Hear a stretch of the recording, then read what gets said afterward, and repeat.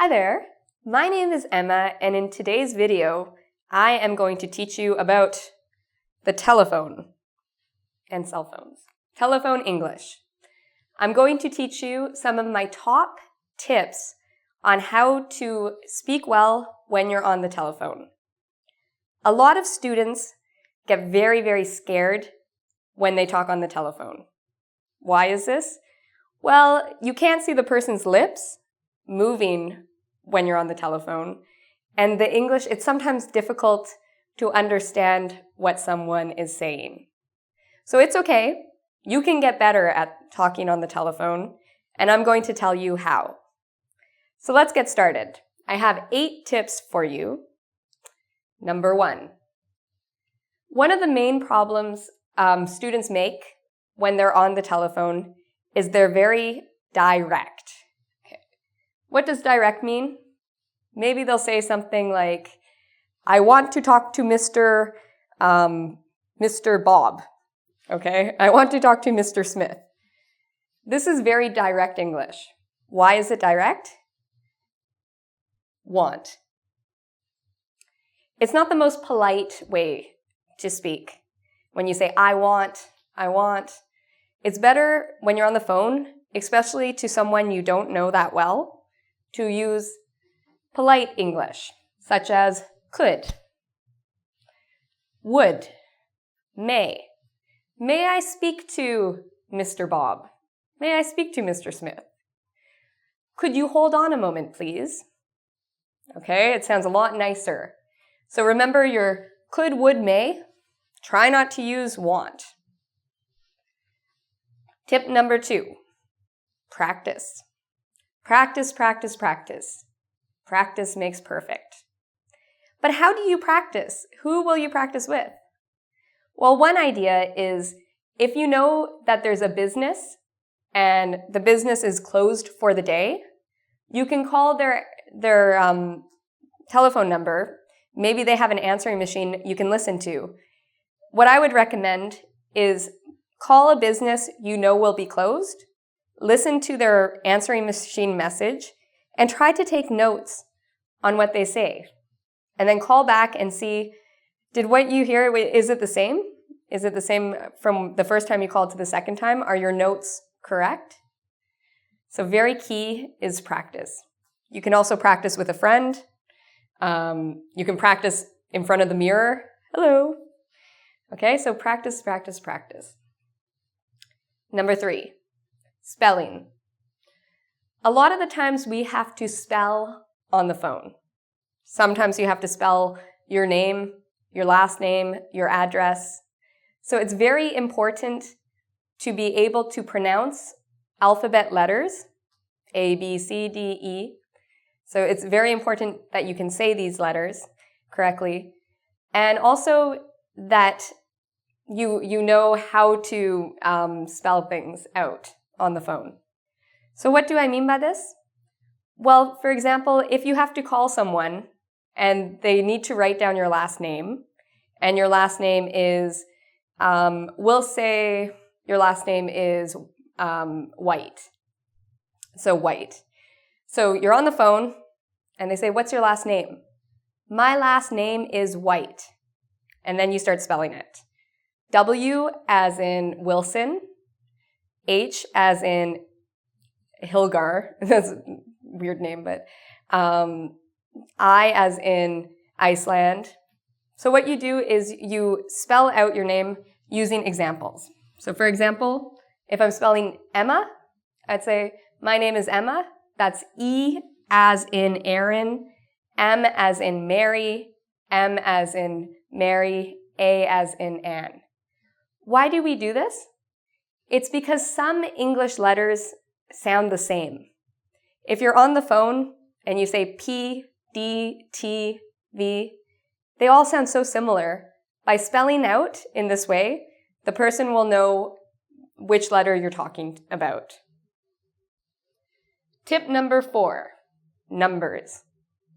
A lot of the time when you talk on the phone, you have to use numbers. Or someone will tell you a number, and you may have to write it down.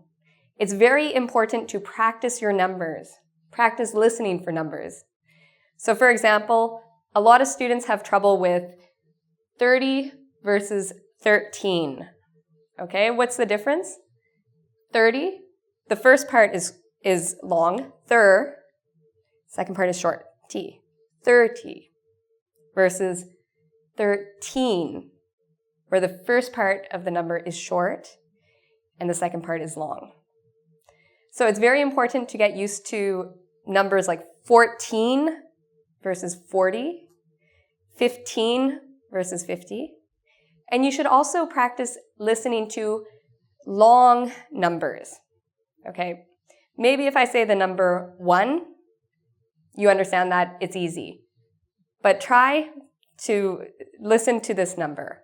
If I say 4, 45, 1, 7, 8, 10, 100, maybe it would be more challenging. So practice your numbers. Number 5, very important tip. Ask if you don't understand. A lot of students get nervous on the phone and they're too embarrassed to tell the person they're talking to, I don't understand. It's very important you tell the person that.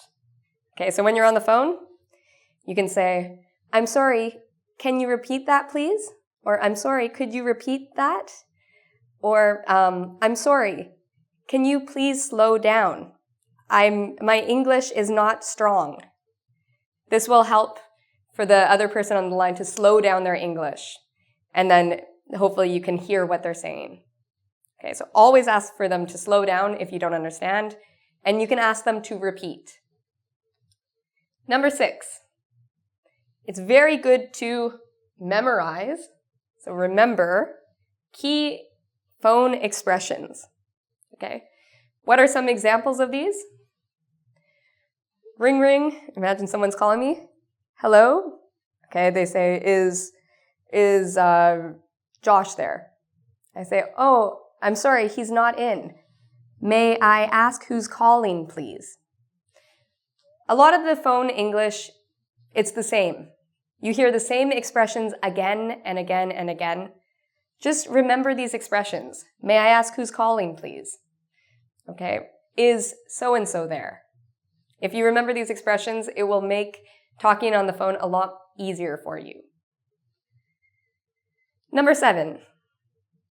When you're on the phone, it's important to know if you should use formal or informal English. What's the difference? Formal English you would use maybe if you're talking to someone you don't know. Maybe if you work at a business, you might use this with a customer. So it's very polite English. Informal English is the English you would use with your friends. So it's important to know which phone expressions are formal and which ones are informal. An example of this, when I made a mistake, was one time in a job interview, somebody called me and they asked to speak to me, and I said, oh, hey, how's it going? This is very informal English.